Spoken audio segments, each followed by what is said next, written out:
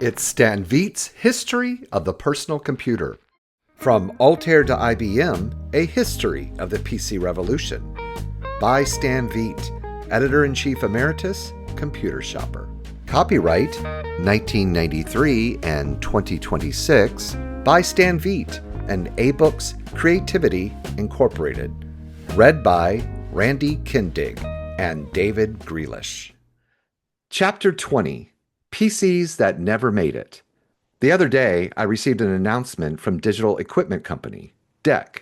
It heralded the advent of something called Desktop Direct from Digital, whose motto was, taking PCs into the world ahead. I had to read it twice because I could not believe my eyes the first time.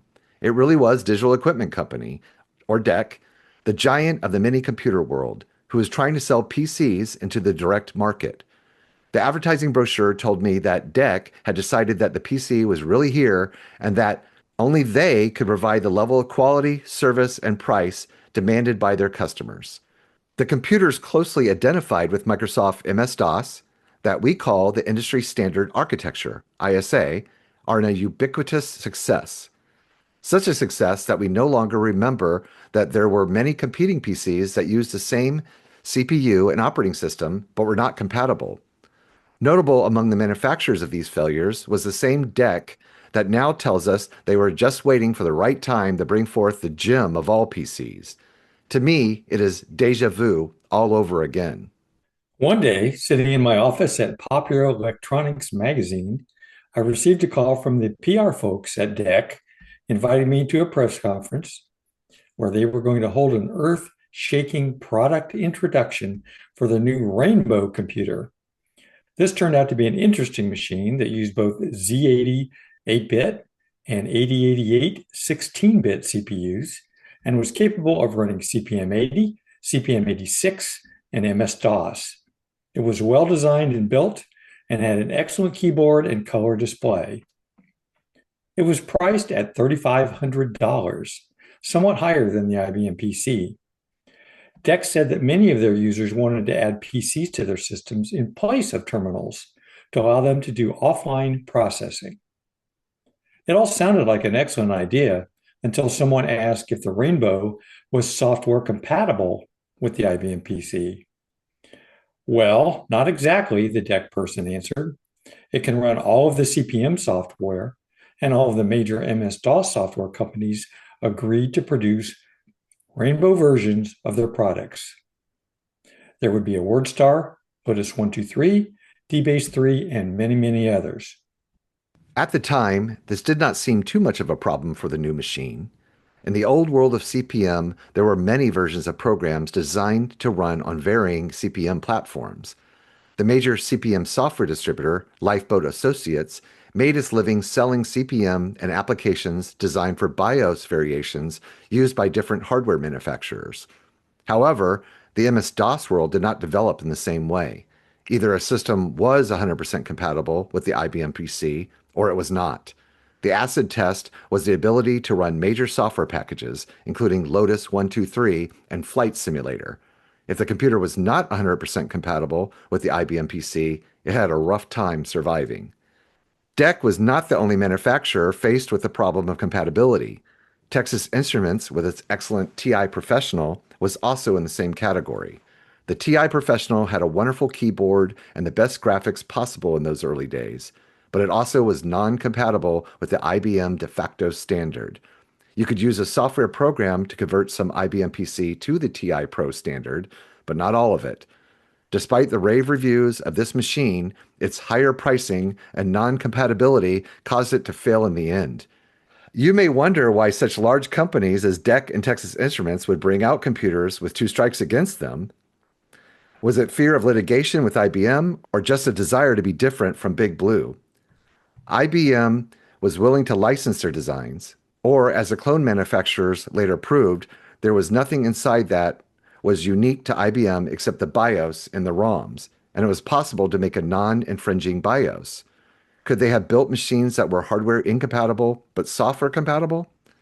Today, we know that it is not only possible, but is done all the time, and one hardly even notices. There is a photo on that page that says MS-DOS machines that were not IBM compatible rejected popular programs and won few friends. DEC and Texas Instruments were hardly shaken by the failure of their PC efforts, but for other manufacturers, it was catastrophic. The Victor Adding Machine Company, a division of Kid Incorporated, was a solid maker of office machines with their own sales force and excellent service. They had enough vision to realize that the microcomputer revolution would, in time, put their electric adding machines on the scrap heap. So they engaged Chuck Peddle, one of the major designers of personal computers, and made him president of the company. They produced the Victor 9000, a non-IBM compatible MS-DOS computer with many excellent features. Although it came with 128K of memory, it could be expanded to 896K, which was unheard of at the time. It had excellent graphics with 800 by 400 pixels resolution shown on a very good monitor. The two floppy disks had an unusual variable speed controller and were not compatible with the IBM PC. It wasn't just me, right? It's something like the wording was odd and different stuff in this chapter. Maybe Stan wrote It this in was, a hurry. yeah, well, the chapter seems to end rather abruptly too, Yeah, rather than having, I mean, typically at the end of his chapter, he'll have some sort of like a lesson or, have some personal yeah. words to say. But So I have a couple of comments. I think obviously, especially now, so this book came out in 1993, and back then, obviously, computers were either IBM compatible or not, right? Or like a Macintosh right. or an Atari or an Amiga, they weren't IBM Oh, compatible. yeah. That was the term. PCs were IBM compatible, which Hmm. nobody calls it that. And of course, later on, they morphed into Wintel machines, which now, no one even calls them that anymore, I don't think. So, but I have another comment is I worked at CompUSA here in Jacksonville. It was right after I got out of the Army in 1994. Um, and I remember I'm pretty sure we sold DEC, computers and printers, but they were branded digital, just digital. And they were like, I want to say they were 486 machines. That, it's been a while, 30 plus years. So my memory couldn't be perfect, but I'm pretty sure there was digital branded PCs and then printers at the CompUSA at that time. So hadn't thought about that in a while. So So, I don't know much about any of these machines that he talks about, and I've never covered them on floppy days. mhm. Um, but I have heard of the DEC Rainbow, and it's funny because I just interviewed somebody yesterday who said that was their first computer was a DEC Rainbow, and they were not impressed because it was not IBM compatible. So it kind of strikes home here as we read this today. Yeah.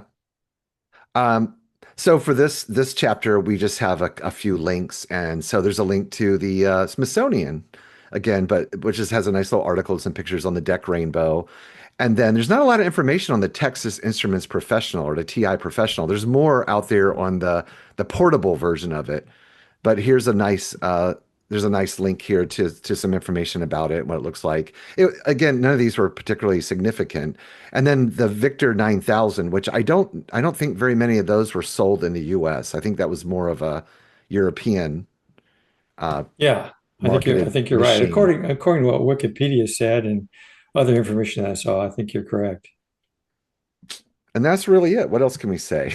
It's a quick chapter this week, or this Very, time. We don't do very. it weekly.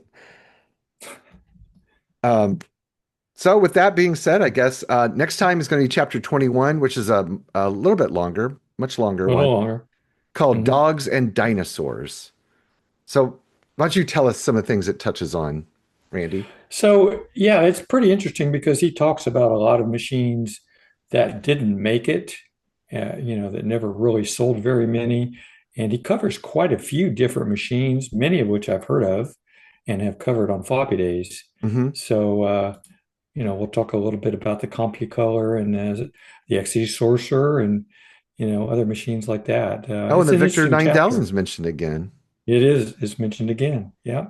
I'm looking forward to read and hear more about the Exidy Sorcerer. I've always thought that was a cool one. And if I'm not mistaken, you have a lot of interviews about this, but like it had like a 8-track casing cartridge. Uh-huh. It wasn't It an 8 did. track, but Right. But maybe a little it was spoiler. What was they that about? actually use an 8-track Yeah, case though for the cartridges. but it Yeah. was just a big old ROM cartridge, right? Right. Yeah, that's all it was. All right, so we'll see everybody back then. Oh, let me mention Okay. too, we're in the process of putting up the original 9 audio podcast episodes, and we're putting them on YouTube, and we're just putting the pages of the book that go along with the reading. So we have 3 of them done. Should have a couple more done very soon. So look for that. We'll soon have. We're just completing what this is chapter 20 we just did. Yes. So soon we'll have all 20 on YouTube. Yeah, that'll be great. Everybody can listen to them in one place. Listen and or watch in one place. So hopefully everyone enjoys that. So see you next time. All right. Thanks, David.